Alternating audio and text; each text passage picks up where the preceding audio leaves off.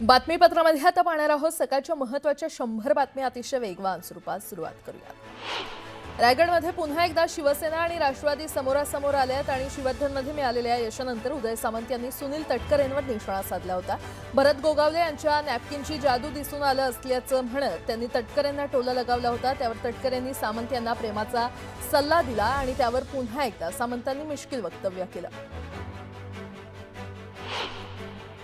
चंद्रपुरात सुधीर मुनगंटीवार यांच्या मदतीला चक्क काँग्रेस नेते विजय वडेट्टीवार धावले। पक्षातील अनुभवी लोकांना योग्य महत्त्व दिलं पाहिजे या भूमिकेशी आपण सहमत असल्याचं वडेट्टीवार म्हटले। काँग्रेस पक्षानं आपल्याला फारसं महत्त्व दिलं नाही अशी खंतही त्यांनी व्यक्त केली। पक्षाचे दरवाजे सताड उघडे असले पाहिजेत या मुख्यमंत्र्यांच्या विधानावर काँग्रेस नेते विजय वडेट्टीवार यांनी मिश्किल टीका केली आहे। भाजपची दारं सताड उघडी असून ईडी सीबीआयचे आरोप असलेल्यांना इथे प्रवेश मिळेल अशी पाटी लावा अशा शब्दात वडेट्टीवारांनी भाजपला टोला लगावला। पालकमंत्री जयकुमार गोरे यांनी शहाजीबापू पाटलांवर टीका केली आहे। सांगोल्यात शहाजीबापूंनी अगोदरच नगरसेवक जाहीर केले होते। बापूंनी आम्हाला सोबत घेतलं नाही, आमच्याबाबत फेक नरेटिव्ह पसरवण्यात ते सक्सेस झालेले आहेत असं जयकुमार गोरे म्हटले। गणेश नाईकांकडील निवडणूक प्रभारीपद आता आमदार निरंजन डावखरे यांच्याकडे सोपवलं जाणार आहे। आमदार निरंजन डावखरे यांची ठाणे मनपा निवडणुकीकरता मुख्य प्रभारी म्हणून नियुक्ती करण्यात आली आहे। अमरावती जिल्ह्यातील चांदूरबाजार नगर परिषदेमध्ये बच्चू कडू यांच्या प्रहार जनशक्ती पक्षाने सत्ता मिळवली आहे। नगराध्यक्षपदासह प्रहारचे एकूण 13 नगरसेवक विजयी झालेत। यानंतर प्रहारच्या कार्यकर्त्यांनी बच्चू कडूंची घोड्यावरून मिरवणूक काढली। मिरवणुकीदरम्यान जोरदार घोषणाबाजी करण्यात आली। भुसावळमध्ये राष्ट्रवादी शरदचंद्र पवार पक्ष याच्या लोकनियुक्त नगराध्यक्ष गायत्री भंगाळे आणि नवनिर्वाचित नगरसेवकांच्या विजयानिमित्त भव्य आशीर्वाद यात्रेचं आयोजन करण्यात आलं होतं। यामध्ये राष्ट्रवादीचे ज्येष्ठ नेते एकनाथ खडसे सहभागी झाले होते। निवडणूक संपली असून आता आपण राजकारण विसरून संपूर्ण कणकवली शहराचा विकास करण्यासाठी कटिबद्ध आहोत। लोकशाही मूल्यांची जोपासना करणं हे आपलं मुख्य उद्दिष्ट आहे असं नवनिर्वाचित नगराध्यक्ष संदेश पारकर यांनी स्पष्ट केलं। शिवडीच्या जागा वाटपाबाबत कार्यकर्ते आणि पदाधिकारी नाराज असून शिवडीमध्ये मनसेला निदान 2 जागा सोडाव्यात अशी मागणी पदाधिकाऱ्यांनी राज ठाकरेंची भेट घेऊन केली। पिंपरी चिंचवडमधील भाजपचे माजी नगरसेवक संदीप वाघेरे यांनी राष्ट्रवादीमध्ये प्रवेश केला। अजित पवार यांच्या उपस्थितीमध्ये हा पक्षप्रवेश पार पडला असून अजित पवारांनी पिंपरी चिंचवडमध्ये भाजपला मोठा धक्का दिला आहे। तुमसर नगर परिषदेचे अपक्ष नगराध्यक्ष सागर गभनेंनी राष्ट्रवादीला समर्थन दिलंय। खासदार प्रफुल्ल पटेल आणि आमदार राजू कारेमोरे यांच्या उपस्थितीमध्ये सागर गभने यांनी राष्ट्रवादीमध्ये पक्षप्रवेश केला। छत्रपती संभाजीनगरमध्ये ठाकरेंच्या शिवसेनेचे महानगर प्रमुख राजू वैद्य यांनी राजीनामा दिलाय आणि यामुळे महापालिका निवडणुकीच्या पार्श्वभूमीवर ठाकरेंच्या शिवसेनेला मोठा धक्का बसलाय। शिवसेना उबाठा पक्षात अब्दुल रशीद खान यांना प्रवेश दिल्यानंतर ज्येष्ठ नेते चंद्रकांत खैरेंनी विरोध केलाय। उद्धव ठाकरे यांच्या उपस्थितीमध्ये झालेल्या प्रवेशानंतर चंद्रकांत खैरेंनी मात्र विरोध दर्शवला। बीडच्या परळी नगर परिषदेतील पराभवानंतर राष्ट्रवादी शरदचंद्र पवार पक्षाच्या पदाधिकाऱ्यांनी खदखद व्यक्त केली आहे। चुकीच्या लोकांच्या हातात कारभार देऊ नका, काम करताना भांडवलदारांना प्राधान्य देऊ नका असं आवाहन पदाधिकाऱ्यांनी केलं। इंदापूर नगर परिषदेचे राष्ट्रवादीचे नवनिर्वाचित नगराध्यक्ष भरत शहा आणि निवडून आलेले राष्ट्रवादीचे सर्व नगरसेवक यांनी राज्याचे उपमुख्यमंत्री अजित पवार यांची भेट घेतली। यावेळी अजित पवार यांनी नगराध्यक्ष भरत शहा आणि त्यांच्या सर्व विजयी सदस्यांना शुभेच्छा दिल्या। यावेळी कृषी मंत्री दत्तात्रय भरणे उपस्थित होते।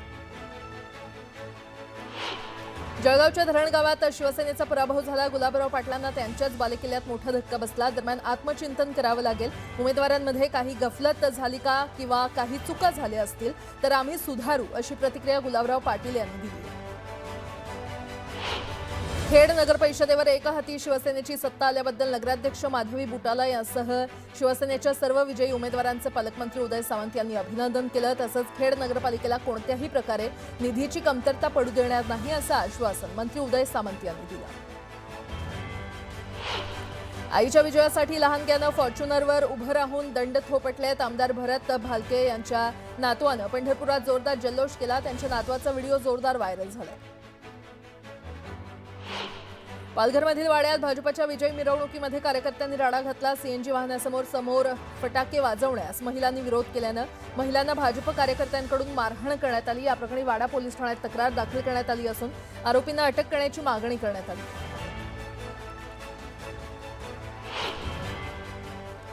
एक सविस्तर बातमी. सुधीर मुनगंटीवारांच्या चंद्रपूर जिल्ह्यामध्ये भाजपचा दारुण पराभव झाला. मुनगंटीवारांनी भाजपच्या सद्यस्थितीची तुलना थेट दरवाजे नसलेल्या शनी शिंगणापूरशी करून टाकली आणि त्याला फडणवीसांनी प्रत्युत्तर देत पक्षाला दार असूच नये असा टोला लगावलाय. तर वडेट्टीवारांनी फडणवीसांच्या या वक्तव्यावर शेलकी टीका केली आहे.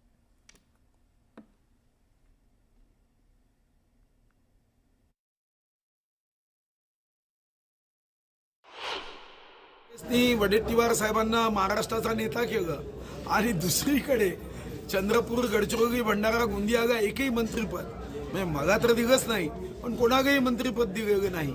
आणि ज्या पद्धतीने आम्ही दरवाजे उघडून बाहेरच्यांना प्रवेश देतोय याचा परिणाम हा मतदारांवर नक्कीच होणार आहे. आणि विजय झाला तर माजायचं नाही, पराभव झाला तर गाजायचं नाही. पक्षाची दारं कुठल्या समाजाकरता बंद असू नयेत, कुठल्या व्यक्तींकरता बंद असू नयेत. पक्ष हा बिना दाराचाच असला पाहिजे. फक्त प्रवेश देत असताना व्यक्ती योग्य आहेत की नाही, पक्षाला फायद्याचे आहेत की नाही हे आपण बघितलं पाहिजे. भारतीय जनता पक्षाच्या दरवाजावर एक पाटी लावली पाहिजे. ज्यांच्यावर ईडी, सीबीआय आणि भ्रष्टाचाराचे आरोप आहेत त्यांनाच केवळ पक्ष प्रवेश मिळेल एवढी जर पाटी लावली तर दरवाजा सताड उघडं ठेवायला काही मला वाटतं की उघडं ठेवावं लागेल किंवा उघडं राहील. पुन्हा एकदा बातम्या वेगवान स्वरूपात.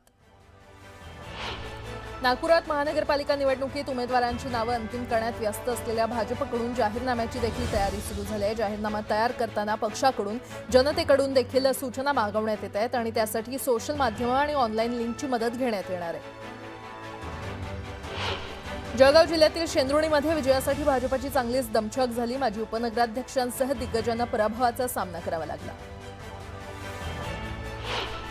राज्यात नाताळ दरम्यान थंडीची लाट असण्याची शक्यता आहे. 28 डिसेंबरपर्यंत खानदेशातील जळगाव, नंदुरबारसह विदर्भातील अमरावती, नागपूर, भंडारा, गोंदियामध्ये थंडी वाढण्याची शक्यता आहे. धुक्याचा फटका रेल्वे गाड्यांना बसलाय. दिल्लीहून भुसावळला येणाऱ्या 13 रेल्वे उशिरानं धावत आहेत. त्यामुळे लांब पल्ल्याच्या गाड्यांचं वेळापत्रक कोलमडलंय. पुण्यात मद्यसेवन करून वाहन चालवणाऱ्या चालकांवर पोलिसांनी कारवाई केली आहे. 3 दिवसात 201 मद्यधुंद वाहन चालकांवर कारवाई करण्यात आली. राष्ट्रवादीचे प्रदेश सरचिटणीस जीवन घोगरे पाटील यांच्या अपहरण प्रकरणाला राजकीय वळण लागले. राष्ट्रवादीचे आमदार प्रताप पाटील चिखलीकर आणि माजी आमदार मोहन हंबर्डे यांनी अपहरण करायला लावल्याचा आरोप करण्यात आला. नवीन वर्षाच्या आधी बीसीसीआयनं देशांतर्गत महिला क्रिकेटपटूंना एक खास भेट दिली आहे. नुकत्याच झालेल्या एपेक्स काउन्सिलच्या बैठकीत बीसीसीआयनं देशांतर्गत महिला क्रिकेटपटूंच्या सामन्याच्या शुल्कात वाढ करण्याचा निर्णय घेतला. यामुळे खेळाडूंचं वेतन आता दुप्पट झालंय. पनवेल महापालिका निवडणुकीसाठी महाविकास आघाडी एकत्र लढणार आहे. पनवेलमध्ये आघाडीचा जागा वाटपाचा तिढा सुटलाय. शिवसेना उबाठा पक्षाचा एकही नगरसेवक नसताना जागा सोडण्यात आल्या.